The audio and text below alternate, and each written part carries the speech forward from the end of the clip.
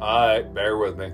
I have a problem with people who look at the gospel with the same eyes or the same glasses as they look at the Torah. What I mean by this is when someone looks at the words of the gospel and they try to interpret it in the same way that they would interpret the Torah. The Torah is a collection of records that were collected over a series of centuries, mixed with the records that God gave to Moses to give to the Israelites and the camp, and they are essentially bullet points. Don't do this, don't do that, don't do this, don't do that. The Gospels are essentially a behind-the-scenes interview of the guy who wrote or directed the movie, right? Like when you see the movie and then you go to the special features and you see like the little interviews where like the guy who directed it explains what he was thinking when he wrote that. In the case of the Gospel, the behind-the-scenes interview would be the Sermon on the Mount, which is in Matthew 5. And I believe it starts at Matthew 5, verse 27. But Jesus basically explains, if you genuinely want to follow the law to the letter, bring a picnic basket. You have heard the command, do not murder. But I tell you, the second your brain is fueled with rage or contempt against another person, even your own brother, with all the compassion you have for your own brother, then you're guilty of murder according to the law to the nth degree. See, the same God of the universe who created the mechanics of the atom, of all the molecules that create the world, and like that, a God of that molecular detail follows his own words to the same detail. This thought keeps coming into my head whenever I see like someone trying to explain the Gospels, like that Daily Wire special of the Gospels with Jordan Peterson, which is a great like a dissection of the Gospels. But they keep looking at the Gospels like the Torah, and they're not. Jesus is a multi-dimensional character. He dissects everything he says in dimensions and layers. And what's incredible about this, and I just see proof of this every day, is his way of thinking is so layered. That's why the gospel is the living word. It's the living word. Like, I'm under the impression that the Bible itself has some kind of weird vindictive nature. I am also a cat daddy. If you go to the word and you try to give it some kind of a superficial affection and attention, it knows. But when you genuinely want to express love and affection, you have love and affection in your heart, and you try to share that with the word, with a freaking document like it's a living thing, it responds in kind. See, the gospel is not the good news itself. The New Testament is essentially a description on the back of the bottle saying, if you take this medication, this is what you can expect. Whereas the Torah is essentially an anatomy book. If you see tumors or signs or sores or scratches in these areas, these are the causes of it. These are how to get rid of it. It's very it's very medical, it's very surgical, and all of the solutions for all of the injuries require amputation. Whereas the Gospels are essentially like a life coach saying, hey, if you smoke cigarettes, you might not have lung cancer now, but you are harming your lungs to the point of lung cancer. Therefore, if you smoke cigarettes, you are willingly bringing cancer upon yourself. I also smoke. Now, I know that part where I said that the gospel isn't the good news itself might have offended some people, but that's if you don't know Jesus. See, the letters in the gospel, like the letters that Peter wrote, Paul wrote, I freaking love Paul. They're literally clients.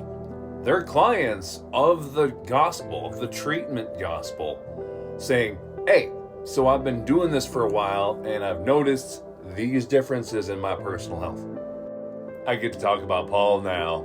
Now, the reason why I love Paul is because his character and his person, his character study, is bizarre, to say less. Here's a question no one asks. Why wasn't Paul one of the 12 disciples in the first place? Answer: Jesus needed Paul to experience the good news taking place in his personal life, as he compared the good news to the Torah. And God needed Paul to realize that the Torah and the gospel do not mix on the same platitude. Rabbis had been trying to mix the Torah with their own version of the gospel, or with their own good news, for a long time. I believe it's in the Pentateuch, and they're still doing it today. The last time I visited a temple, synagogue, they're called synagogues, Cutter. The last time I visited a synagogue, they still study the words of different rabbis, where rabbis try to expound upon the Torah. And it's interesting because they want to have a gospel mindset, but they don't have the good news. The good news is that the same guy who used to break bread with Abraham wants to hang out with you. The apostles often talk about the mystery of the good news, and that they use that word, the mystery of the good news. And it's a mystery because it's a living thing. It's a living organism. Why is that? Because they have a human being. They have a half God, half human being named Jesus, who's constantly in their lives. And his life is part of their lives, and it's bizarre, and it just messes with them all over the place. And it's never the same for the same person. Every one of the disciples had a different experience with the same person and the same word and the same teachings. Why am I any different? See, the gospel is more of a statement saying, I'm coming to your house. If you invite me, this guy is coming to your house.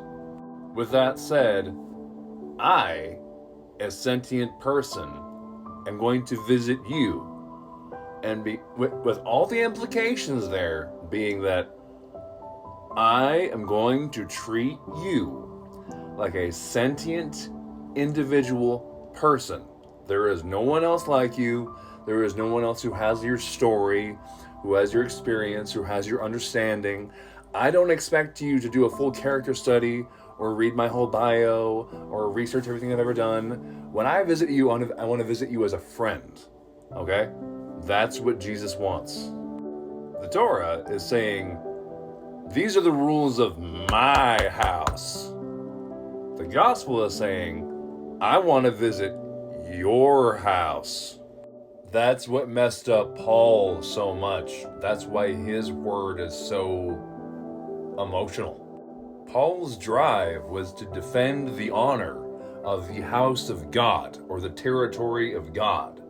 And then Jesus came to Paul and said,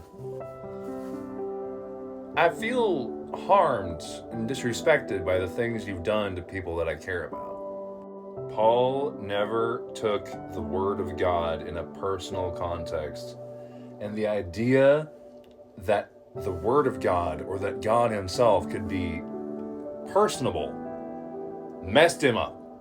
Paul said, no one has studied the Torah or followed it with such zeal as I. No one. And there is documented proof of that, by the way.